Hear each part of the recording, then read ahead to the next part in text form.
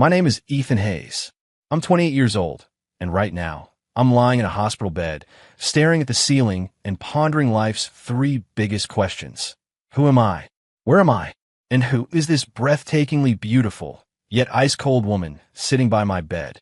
More importantly, why is she looking at me like I'm a pile of trash? You're awake? The woman glanced at me, her eyes like she was inspecting a defective product. Good. Sign this. She slid a document across the bedside table. A divorce agreement.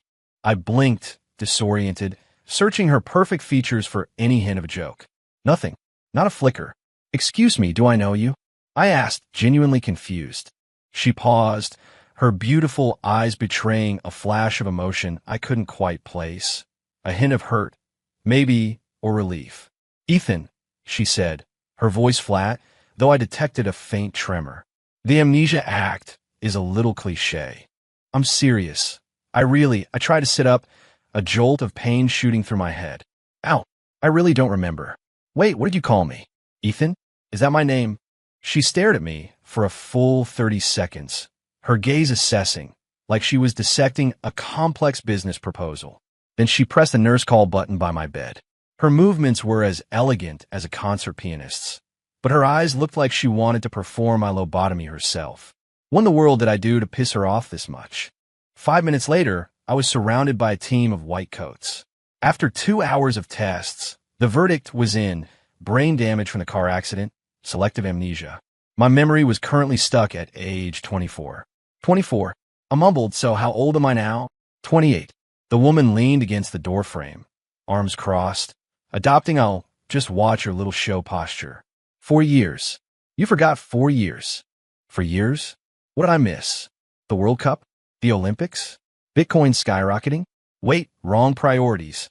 So, in these 4 years, we got married. I pointed at the words marital relationship on the divorce papers. It felt like I was reading someone else's story.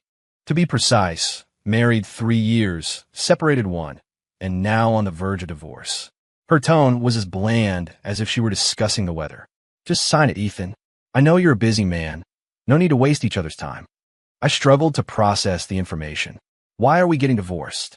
She quirked a sarcastic smile. Because you're in love with your childhood sweetheart, Vivian Lowell. And I was probably just some dispensable replacement. What? I was shocked. I have a childhood sweetheart, and I'm in love with her? No way. Hold on. If I was head over heels for some childhood sweetheart, why would I have married this woman? Did my brain just stop working at 24? Why impossible? She took a few steps closer, looking down at me, a faint gardenia scent wafting into my nose. Your phone gallery is full of her pictures. Your desk drawer holds her love letters. And every year on her birthday, you disappear for a whole day. Ethan, do you need me to help you remember all that? I opened my mouth, but no words came out, because I genuinely couldn't recall a single thing. Wait, what's your name? I asked. She was silent for a few seconds, as if steeling herself to speak. Sophia Reed, your legal wife. Though not for much longer, obviously. Sophia Reed. I repeated the name in my head, trying to jog a memory. My mind was blank, but a strange pang shot through my chest. Oh hell, this reaction. Could I have actually been in love with her? And what about this childhood sweetheart? Was I really that much of a jerk? Since you have amnesia, Sophia said, neatly collecting the divorce papers. We'll wait until your memory returns to sign. But don't take too long, I'm on a schedule. She turned to leave, and I instinctively called out, Where are you going? Home. She didn't look back. Or rather, to my own apartment. We've been separated for a year, Ethan. Or did Mr. Important forget that too? Need me to remind you. The door clicked shut. I lay there in the hospital bed, staring at the bland ceiling, my mind a jumbled mess. So, not only did I have amnesia, but I was also a jerk about to be divorced. Could this starting point get any worse? Mr. Hayes, your wife is really something, the nurse commented as she came in to change my floor. After your accident, she rushed straight to the hospital and stayed by your side for 2 days and 2 nights without sleep. She just wanted to grab you some soup, said you'd be hungry when you woke up. I was stunned. But she just... What about her? The nurse asked, confused. I shook my head. Nothing. 2 days and 2 nights? So, the icy demeanor was an act? Women are a mystery, that's for sure. Wait a minute. Was she just waiting for my memory to return, so she could kill me herself. 10 minutes later, Sophia returned, carrying an insulated container. Without a word, she placed the soup on the bedside table and turned to leave again. Sophia, I called out, thank you. Her back stiffened slightly, but she didn't turn around. Don't mention it. Just fulfilling a legal obligation. A legal obligation to stay 2 days and nights? That tough act. It was almost cute. Ethan, snap out of it. You're an amnesiac jerk right now. You have no right to find your soon-to-be ex-wife cute. 3 days later, I was discharged. The doctor suggested returning to a familiar environment might help with my memory. So naturally, I went home to the house Sophia and I shared as a married couple. It was a penthouse loft downtown, decorated in a typically minimalist style, dominant black, white, and gray tones, furniture with clean lines, so pristine it looked uninhabited. We always lived here. I asked Mark, my assistant, who was driving.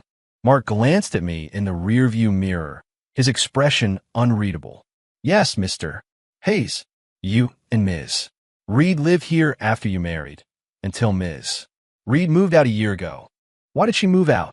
Mark hesitated, a rare flicker of discomfort crossing his usually impassive face. That, you should probably ask Ms. Reed about that, sir. I can only say that it was a difficult time for both you and Ms. Reed.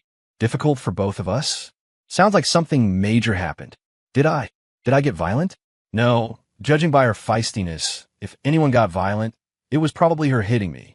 Back at the loft, the first thing I did was hunt for the evidence Sophia mentioned. My phone gallery, sure enough, an album titled Vivian. The password, which I only guessed after 3 tries, was Sophia's birthday.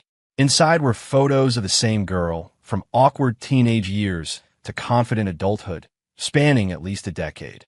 The desk drawer in the study, same password, Sophia's birthday. Neatly stacked inside was a bundle of love letters, written in elegant handwriting, each signed, Love, Vivian.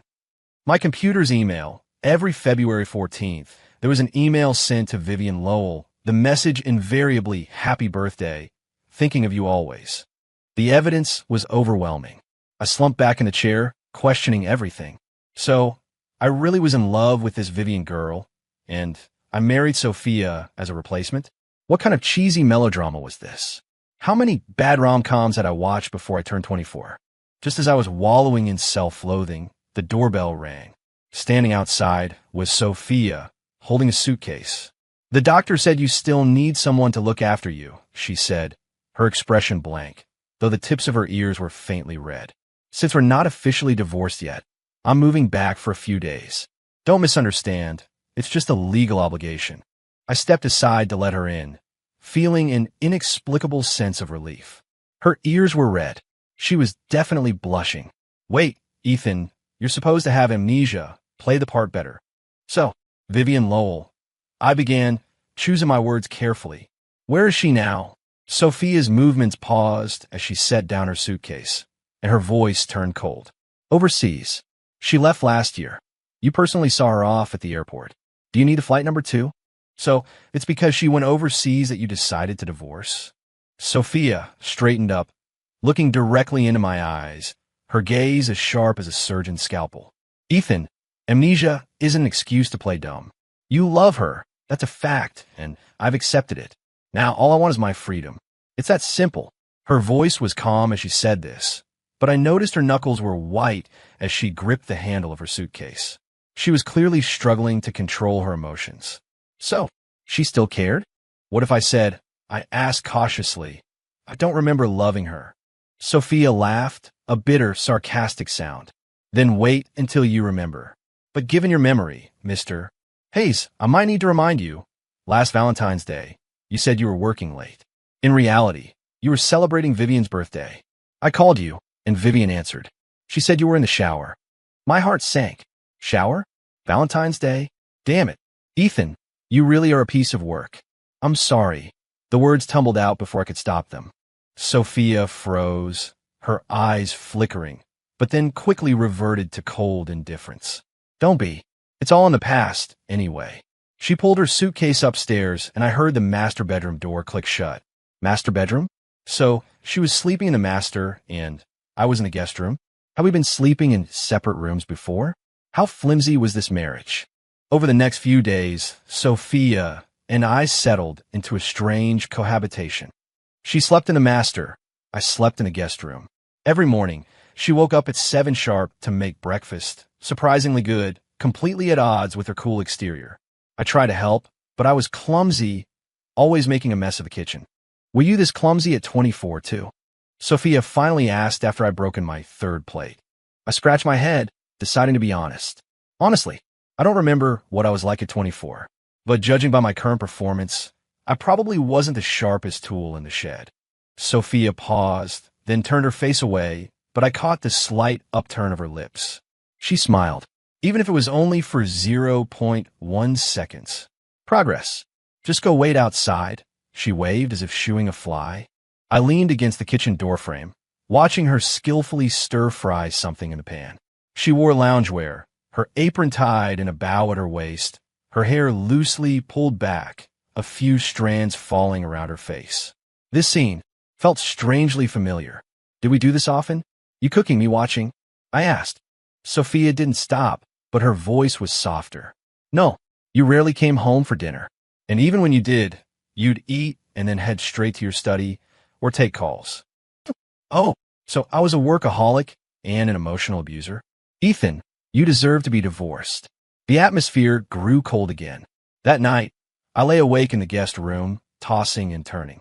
Fragments of images kept flashing through my mind. Sophia laughing, Sophia crying, Sophia standing with her back to me by the window. But every time I tried to grasp them, they vanished. I got up and went to the study, hoping to find other clues. Most of the bookshelves were filled with business books, but in a corner, there was a photo album. I pulled it out and flipped it open, freezing. The first page was our wedding photo. I was in a suit, grinning like an idiot. Sophia was in a wedding dress, her eyes crinkling, filled with a light I'd never seen in the real Sophia's eyes. I kept flipping, discovering the album was almost entirely filled with pictures of us together. On the beach, me carrying her on my back, both of us laughing so hard our eyes were practically closed. At an amusement park, riding a roller coaster, her burying her head in my chest, terrified. In our kitchen at home, making a cake together, our faces covered in flour. In every single photo, we were smiling, radiating a blinding happiness. If I was truly in love with Vivian, why would I have so many joyful memories with Sophia? This didn't add up. Something was seriously wrong. Either I was losing my mind, or someone was lying. My phone rang just then. It was an unknown number. I answered hello. Ethan, honey, a syrupy, sweet female voice purred. I heard you were in a car accident. Is it serious? I'm so worried about you. I frowned. Who is this? It's Vivian. Vivian Lowell. The voice sounded a little hurt. You don't even recognize my voice? Vivian Lowell, the legendary childhood sweetheart. Can I help you? My tone unconsciously turned cold. For some reason, hearing her voice just made me inexplicably annoyed. I'm back in town, and I want to see you. Tomorrow at 3 p.m., same old spot, okay? Before I could even refuse, she hung up. Same old spot? What same old spot? I stared at my phone, a wave of irritation washing over me. She hung up fast, like she was afraid I'd say no. The next day, I followed Vivian's directions to a coffee shop. A long-haired girl was sitting by the window, and when she saw me, she waved excitedly. Ethan, honey, over here. I walked over and sat down, subtly taking her in. To be fair, Vivian was beautiful, a sweet, innocent kind of beauty with big eyes and a small mouth. Dressed in a pink sundress, she looked like a delicate doll. But for some reason, I felt absolutely nothing toward her. In fact, there was a slight physiological repulsion. Strange. If she really was the childhood sweetheart I'd loved for 10 years, I shouldn't be reacting like this. Ethan, honey, does your head still hurt? Vivian asked, concerned, reaching out to touch my forehead. I instinctively flinched back. I'm Phoenix. Her hand froze midair, a flicker of hurt in her eyes. I heard you have amnesia. Did you forget me too? Yeah, I said bluntly. The doctors said I only remember things up until I was 24. A flash of triumph crossed Vivian's eyes, quickly hidden.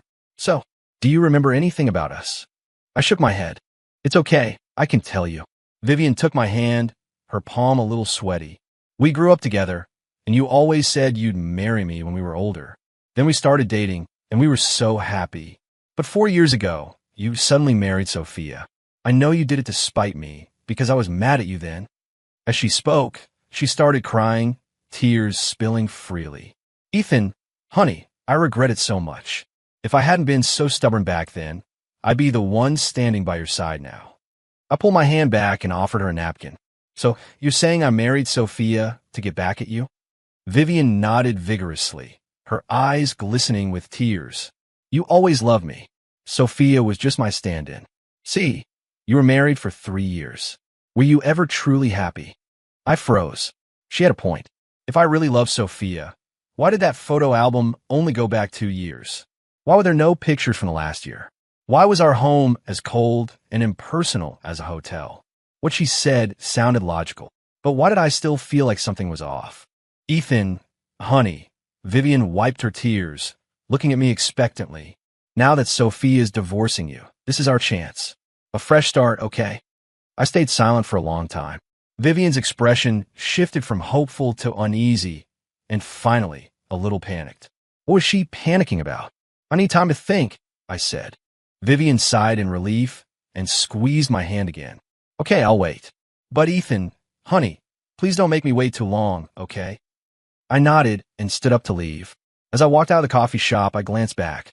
Vivian was still sitting there, looking down at her phone, a smile on her face, a completely different expression from the tearful, victimized look she'd just given me. Quick change of pace. This woman was no pushover. When I got back to the loft, Sophia was in the living room watching TV, or rather, staring blankly at the TV, which was playing some boring infomercial. I met with Vivian Lowell. I confessed. Sophia's body stiffened, but she didn't turn around. "Oh, rekindling an old flame? Congrats." She said I married you to spite her. Sophia finally turned her head, her face devoid of expression. "So, did you believe her?" "I don't know." I sat down next to her, maintaining a safe distance. "Sophia, can you please tell me what actually happened between us?" Sophia stared at me for a long time, so long I thought she wouldn't answer. Then she spoke, her voice soft, as if she were telling someone else's story. "Ethan, you once gave me a dream, and then you shattered it yourself. Now the dream's over, and I just want to leave. It's that simple." She started to get up, but I grabbed her hand. It was cold and trembled slightly. "What if I don't want you to leave?" The words came out before I could even think. Sophia froze. I froze too. What was I saying? I was supposed to have amnesia. Sophia pulled her hand away, her voice tinged with weariness. "Ethan, amnesia isn't a reset button. What happened doesn't just disappear. You might not remember, but I do.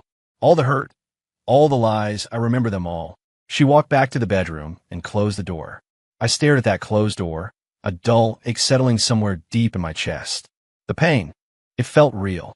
So those hurts were real, too. That night, I had a dream.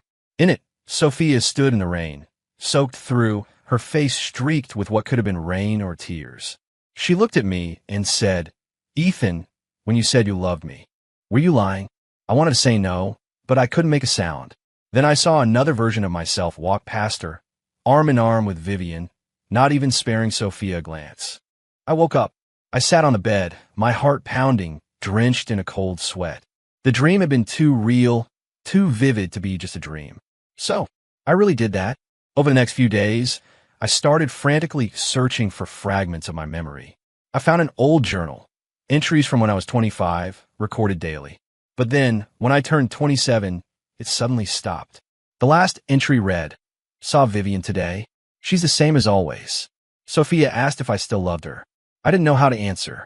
What was I supposed to say? That I just felt guilty? That I only saw her as a sister? Sophia wouldn't believe it.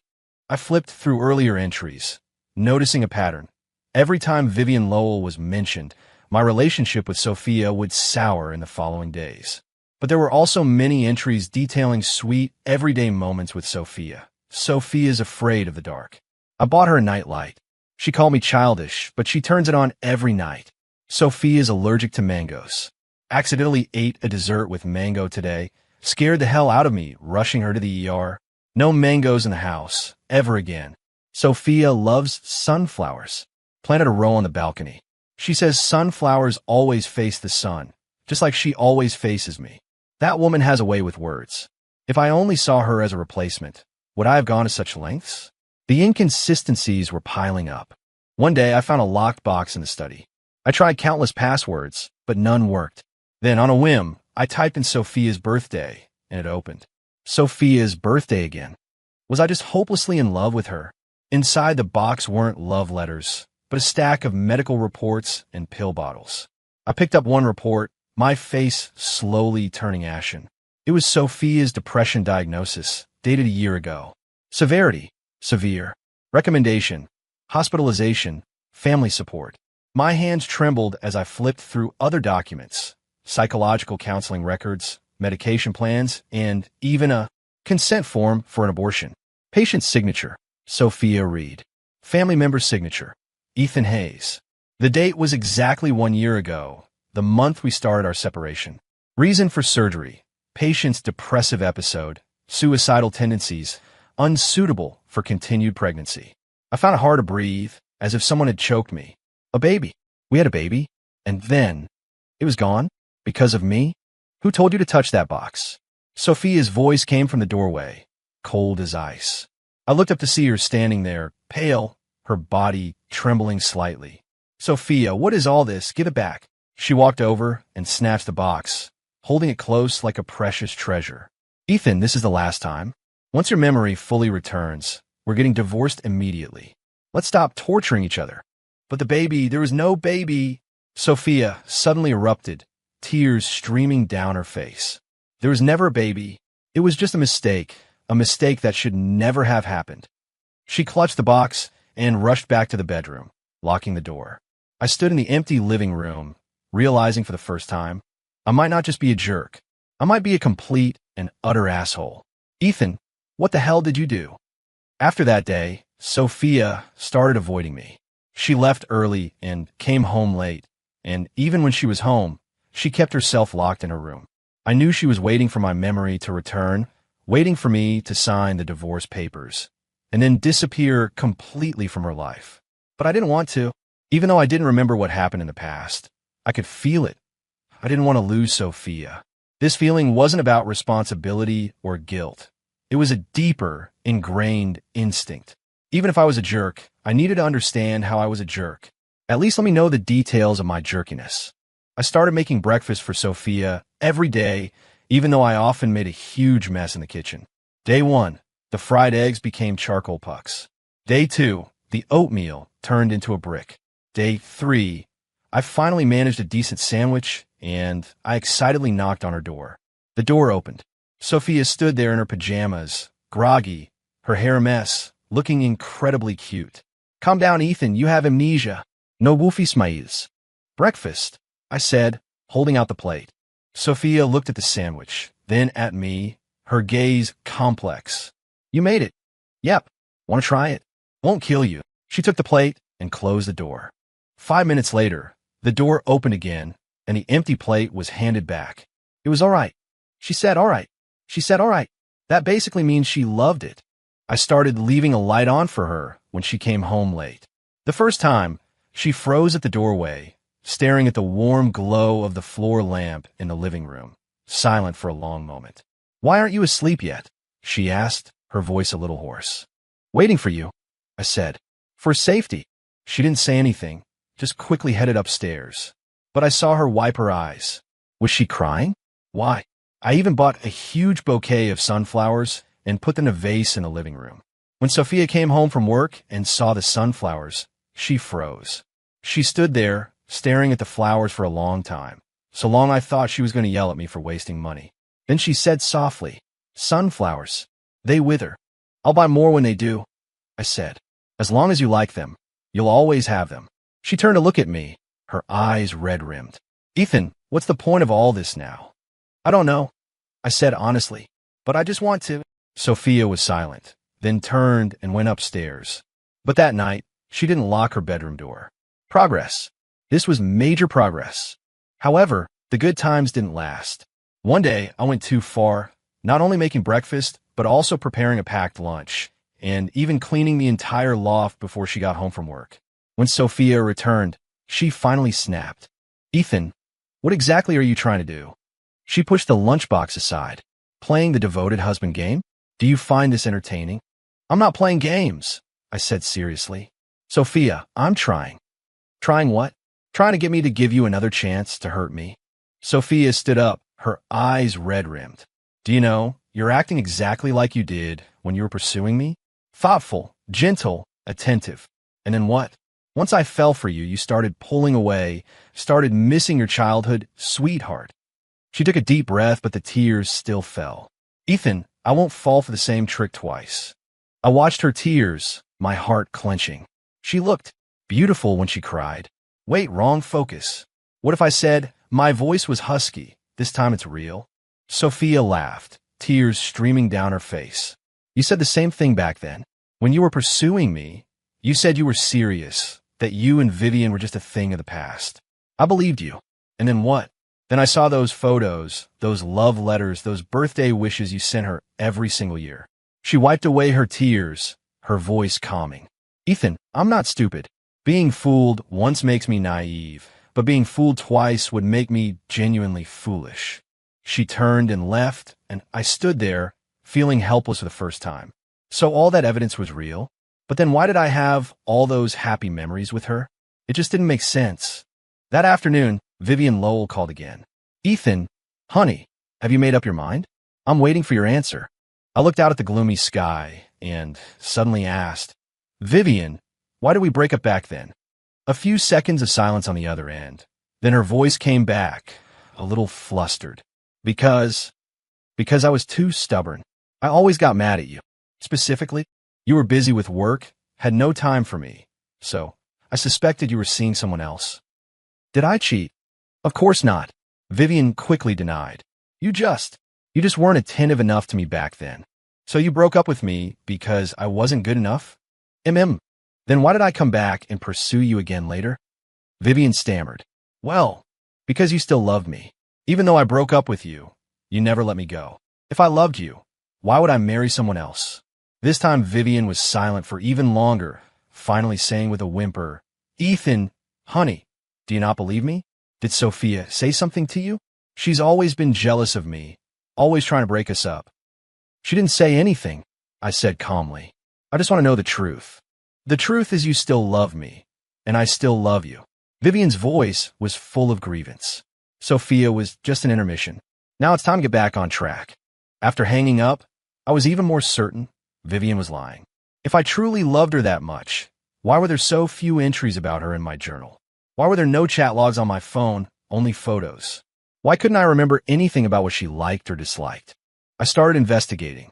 I reached out to old friends, subtly asking about me and Vivian. Most of them were vague, but one old buddy, after a few too many drinks, finally spilled the truth. Ethan, everyone in our circle knows about you and Vivian, my friend slurred. She chased you hard, but you never committed. Then your dad's company ran into trouble, needed the Lowell family's money, so you got engaged to her. But you broke it off pretty quickly after that. Almost gave your old man a heart attack. My grip tightened on my drink. Broke off the engagement? Why? Because of Sophia, man. My buddy hiccuped. You met Sophia at an art exhibit, and it was like you were hexed. You swore you'd marry her and no one else. Vivian caused a huge scene for a while. Then she just quieted down, and then you and Sophia got married. So, Vivian didn't dump me. I dumped her for Sophia?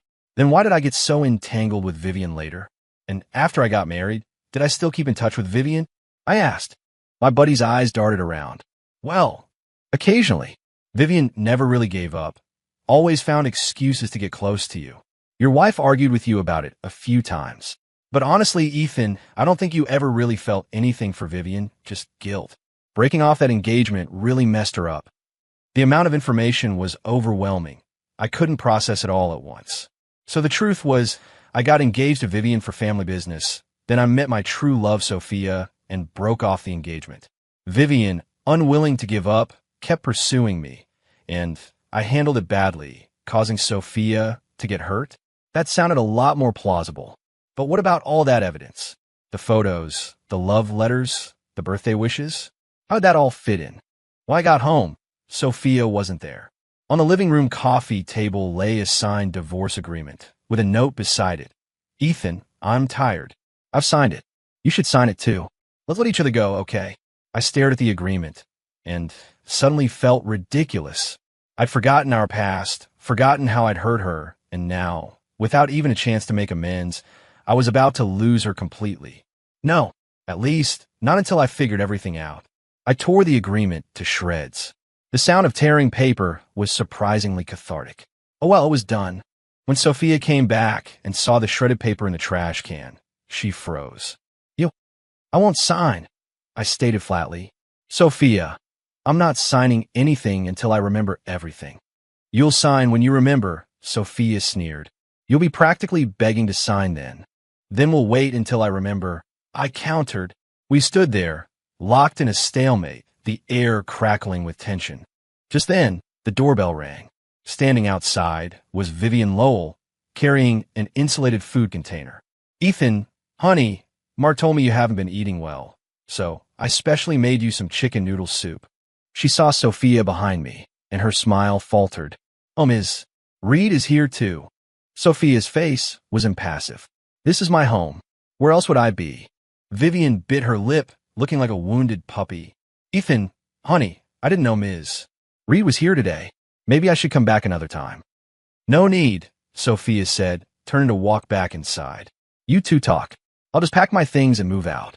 Wait, I said, grabbing Sophia's hand. To Vivian, I added, take the soup back. I don't need it. Vivian's eyes instantly welled up.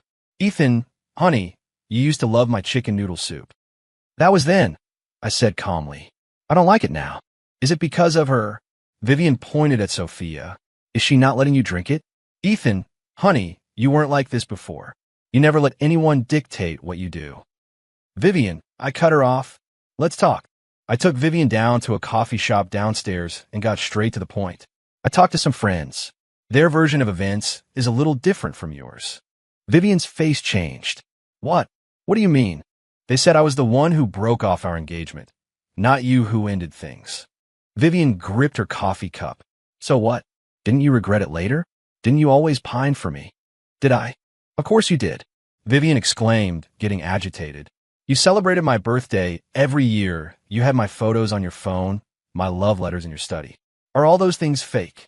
If all that was true, I stared into her eyes. Then why would I marry Sophia? Vivian was speechless. Because I was stupid. I thought marrying someone who resembled you would fill the void in my heart. I answered for her. But then I realized I was wrong, didn't I? Vivian's face grew whiter and whiter. So, I continued, piecing it together. Sophia and I were actually very happy after we got married. But you came back. You weren't willing to let go. So you started inserting yourself into our lives.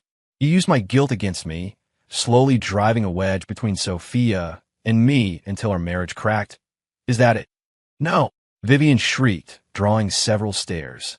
You love me already. Sophia stole you away. If I truly loved you, no one could have taken me away, I said calmly. Vivian, let it go. Whatever happened in the past, I don't love you now. Maybe I never did. Vivian cried, a heart-wrenching sob. Ethan, you can't do this to me. I've waited for you all these years. I'm sorry, I said, standing up. But this is the last time I'll say it. As I left the coffee shop, I felt a weight lift. Fragments of memories started to surface. Vivian crying, begging me not to get married. Receiving suicidal threats from her the night before my wedding. Her constant calls and texts harassing me after we married. And Sophia. She knew about Vivian from the beginning, but she chose to trust me. Until one day, she found the chat history between Vivian and me on my phone. Even though they were just dismissive replies, to her, it was a betrayal. We started fighting, giving each other the silent treatment, hurting each other. Then, she got pregnant. I thought a baby could save our marriage, but she terminated the pregnancy because she said, I don't want a child to be born into a loveless family. In that moment, I snapped. I called her cruel, cold-blooded. I said the most regrettable words of my life. Sophia, you never loved me, did you? You only loved the position of Mrs. Hayes. She looked at me, her eyes terrifyingly empty. Then she said, Ethan, let's get divorced. Memories flooded back like a dam breaking. I remembered everything. When I was 24, I met Sophia at an art exhibit. She stood in front of a sunflower painting, sunlight streaming through a skylight onto her, making her look like a work of art. It was love at first sight. Back then, I'd just taken over the company from my father.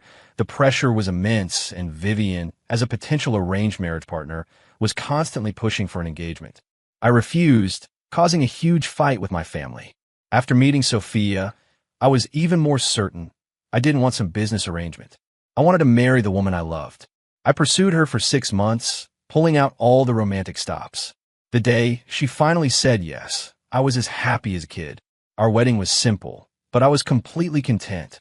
For the first 2 years of our marriage, we were truly happy. Until Vivian Lowell returned to the country.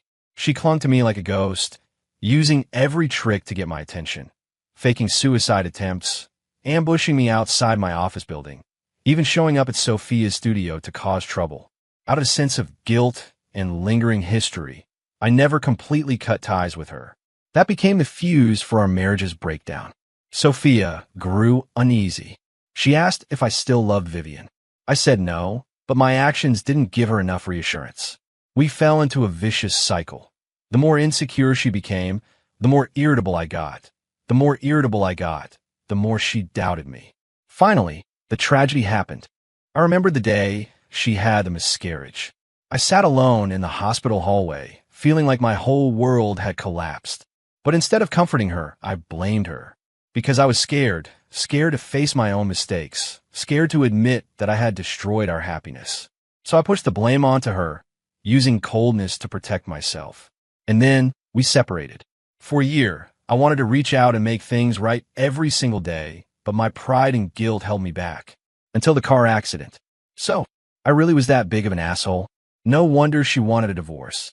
With everything clear in my mind, I rushed home. Sophia was packing her suitcase.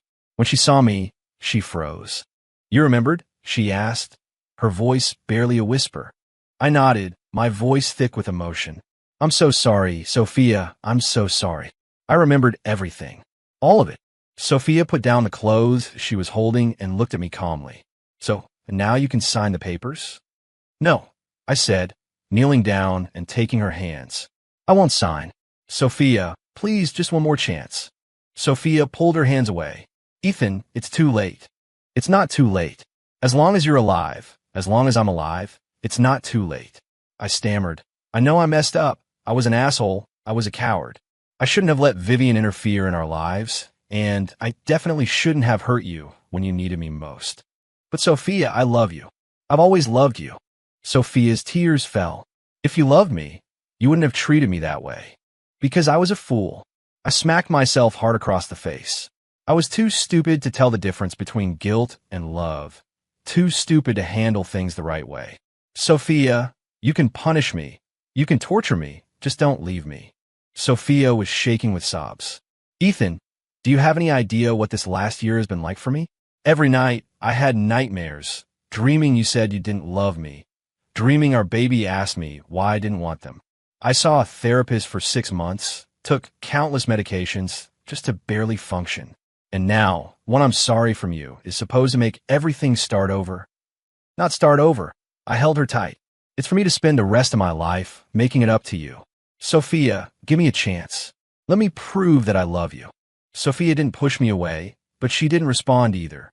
She just cried like a child. That night, we talked until late. I told her everything I remembered, including my true feelings about Vivian. It wasn't love. It was a youthful crush, mixed with later responsibility and guilt. Sophia also shared many things I hadn't known. Her miscarriage wasn't because she didn't love the baby, but because during a severe depressive episode, she stood on the balcony, almost jumping. The doctors said her condition at the time made it unsuitable to have a child, and forcing the pregnancy could have resulted in losing both of them. She had struggled for a long time before making that decision. And I, in her most painful moment, had delivered the heaviest blow. "I was afraid if I told you the truth, you'd think I was crazy." Sophia gave a bitter laugh. "That you'd leave me? You're not." I squeezed her hand, my heart aching almost to the point of not breathing. "You were just sick, and I didn't take care of you." "Sophia, I'm so sorry, truly sorry." "Ethan," Sophia looked at me, her eyes red and swollen. "I can't go through that kind of pain again. I swear, never again. I held up 3 fingers. If I ever hurt you again, may I walk out and get hit by a... Sophia clapped a hand over my mouth. Don't say it. She sighed a very soft sound. I need time. As long as you need. I'll wait. She said she needed time. Not that it was impossible. There was hope. In the days that followed, I started proving myself with actions. I severed all business ties with the Lowell family and completely cut off contact with Vivian. I redecorated the entire loft, matching Sophia's preferred style. Warm tones, lots of plants, plenty of natural light. I went with her to her therapist, learning how to support someone with depression. Most importantly, I learned to communicate. No more hiding, no more avoidance. If there was a problem, we talked about it openly. The process was tough. Sophia's moods were unpredictable, swinging between good and bad. Sometimes she would suddenly break down and cry. Other times she would be ice cold towards me. Once, she threw the sunflowers I'd bought her into the trash. They'll just wither anyway. Why keep them? I didn't say anything. The next day, I bought new ones. She'd throw them out. I'd buy more. On the 5th day, she looked at the 5 bouquets of sunflowers in the living room and finally smiled. Ethan, are you crazy? Yeah, pretty badly, I said. I've got a disease called I'll die without Sophia, and it's probably incurable. She glared at me, but her eyes held a spark of amusement. She smiled. She actually smiled. One day, 3 months later, Sophia suggested, let's go on a trip. My eyes lit up. Where to? Anywhere. Just want to get away. We ended up in a charming coastal town in the Pacific Northwest, a place Sophia had always wanted to visit. During the day, we wandered through quaint alleys. At night, we sat on the inn's patio, stargazing. On the 3rd evening, Sophia suddenly said, Ethan, I might never be able to completely forget the hurt. My heart sank, but she turned to look at me, her eyes shimmering with starlight. I want to try to trust you again. I froze, then erupted in joy. Really? Sophia nodded, her face flushing slightly. But there are conditions. Name them. I'll agree to anything. First, if Vivian Lowell ever shows up again, you tell me immediately. We face it together. No problem. I promise. Second, we need to go to couples counseling. Learn how to manage our relationship better. Absolutely.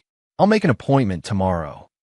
Third, Sophia paused, her voice even softer. I want a baby. I froze. But your health? My doctor says I've recovered well. We could try for one now. Sophia took my hand. This time, we welcome them together, okay? I pulled her into a tight hug, my voice choked with emotion. Yes, this time, I'll be by your side every step of the way. That night, after we returned from our trip, the atmosphere was delicate. We sat on the living room sofa, the TV playing some boring reality show, but neither of us was watching. Sophia wore her pajamas, her hair still damp, radiating the fresh scent of her shower. I breathed in her fragrance, my mind starting to wander. Calm down, Ethan. You're still on probation. Take it slow. So, Sophia suddenly spoke, her voice a little nervous. Should we? Maybe. She didn't finish the sentence, but I knew exactly what she meant. I squeezed her hand. No rush. When you're completely ready. Sophia looked at me, her expression complicated. Ethan, you've changed. For the better or worse? You've become gentler, she whispered. The old you wouldn't have been so patient. I gave a wry smile. Because the old me was an asshole. Sophia was silent for a moment, then said, Actually, I'm ready. My heart skipped a beat. She continued, But it's not because I've forgiven you. It's because I still love you. Pathetic, right? No, I shook my head. I'm the pathetic one for taking this long to realize. I leaned in to kiss her, softly, as if touching fragile porcelain. Sophia stiffened for a moment, then slowly relaxed, responding to me. The kiss was gentle, restrained, but I could feel her slight tremble. She was nervous. Slow down, Ethan, slow down. When the kiss ended, our foreheads rested against each other, our breathing ragged. My room, I asked. Sophia nodded, her face flushed. I'll pick her up. She gasped, then wrapped her arms around my neck. The master bedroom lights were off, only moonlight streaming through the window. I gently placed her on the bed and leaned over her. In the moonlight, her eyes were bright, like they held a million stars. Are you sure? I asked again. Sophia didn't speak. She reached out and unbuttoned the first button of my shirt. It felt like a signal. I kissed her then, harder, deeper than before. Sophia's response shifted from hesitant to passionate. There had been so much hurt between us, so many misunderstandings, but our bodies still remembered each other. Every touch, every kiss felt as familiar as yesterday. Ethan, Sophia gasped beneath me, her voice fragmented. You said you loved me. Is it true? It's true. I whispered, kissing away her tears. Sophia, I love you. From 24 until now, from amnesia to remembering everything. I've always loved you.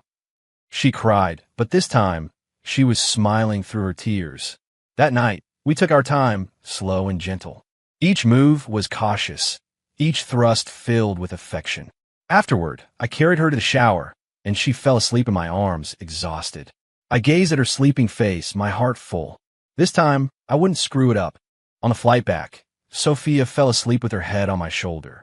I gently kissed her forehead, my heart overflowing with gratitude. Grateful for the chance to start over. Grateful that Sophia was willing to trust me again. There might still be storms ahead, but this time I would hold her hand tightly and never let go. After all, some people once missed are gone forever. And I had almost, through my own stupidity and cowardice, lost the person I loved most in this life. Thankfully, I still had a chance to make amends. Thankfully, she was still willing to wait for me. Ethan, Sophia suddenly opened her eyes, mumbling drowsily, I want spicy ramen. I smiled. Okay, we'll go right after we land. Make it extra spicy. No way, your stomach can't handle it. I want extra spicy. Mild, that's as much as you're getting. You're so cheap. She mumbled, then drifted back to sleep. I looked out at the clouds drifting by, feeling like life had never been so good. Amnesia was terrible. The divorce papers were terrible. All that hurt was terrible. But thankfully, we still had a chance to start over. This time, I would definitely do better. 3 months later, Ethan. The pregnancy test. 2 lines. Sophia's shriek echoed from the bathroom. I burst in, staring at the trembling test stick in her hand, frozen. I'm going to be a dad. Sophia nodded, laughing and crying at the same time. Yes. I scooped her up and spun her around. I'm going to be a dad. Sophia, we're having a baby. Put me down. I'm dizzy. I quickly set her down, then asked cautiously, Are you feeling sick? Nauseous? Should we go to the doctor? Sophia gave a tearful laugh. It just tested positive. It doesn't work that fast. That night, I couldn't sleep. Excited, nervous, and filled with a profound sense of responsibility. This time, I had to be a good husband, a good father. I couldn't mess it up again, absolutely not. Sophia stirred in my arms. Can't sleep? Yeah, too happy. She chuckled softly. You big goofball. Sophia. Thank you. For what? For giving me a second chance. She turned and hugged me.